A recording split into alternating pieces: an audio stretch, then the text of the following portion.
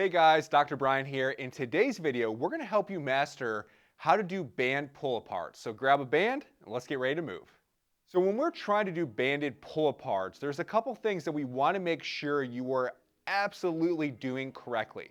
The whole idea of a band pull-apart is to activate your rotator cuff muscles and your scapular stabilizers. So in order to be able to do that and accomplish both, there are a couple things we want to make sure you are doing correctly and consistently. The first thing is that when you have a band, now I'm using a lighter orange band.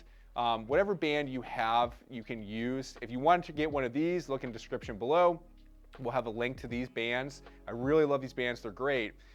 But the first thing we want to do is we want to keep your thumbs rotated outside of that thumb up position. So I'm in that rotated out, and what that does is that creates an external rotated position at the shoulder joint, which engages your rotator cuff muscles. That's number one. That's the number one thing we want to make sure is those thumbs are out. I see people go thumbs up, or I see people go thumbs in. If you're in like this, you're gonna get all posterior delt work, which is actually going to have a negative effect on the rotator cuff. If you're thumb up, you're also in it's not a bad position, but you're more likely to thumb in if you're there. If you're thumb out, it's gonna be a heck of a lot harder, which is gonna make your muscles work harder, which is gonna reinforce that brain to muscle connection, which is what we're looking for. So I'm in that thumb out position.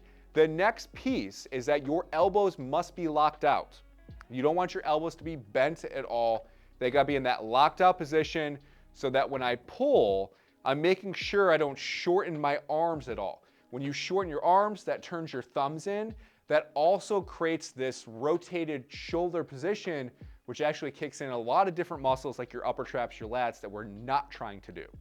So, thumbs rotate out, elbows are straight, and then from here, we are making sure we are pulling this band above our collarbone, but below our chin. So kind of that neck meat area is what we're trying to accomplish, because what this does is this allows us to really engage rotator cuff as well as scapular stabilizers through this motion. If I start going down here, I'm going to kick in those lats and those upper traps. If I go too high, then I'm more than likely not going to keep good position.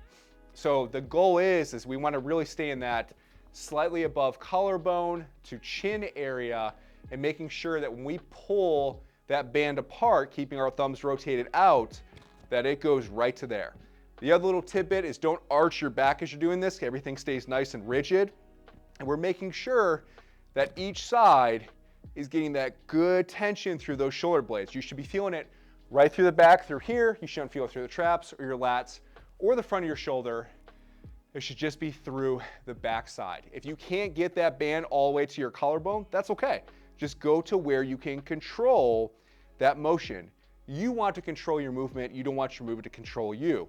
So we're trying to keep that position for a prescribed amount. Typically to my clients in my clinic, we're trying to do 2 or 3 rounds to failure, which is that 10 to 15 range. If you're following one of our move along videos, that's typically what we do, or we're time-based. If you're doing it at home, try to get as many as you can in a couple rounds.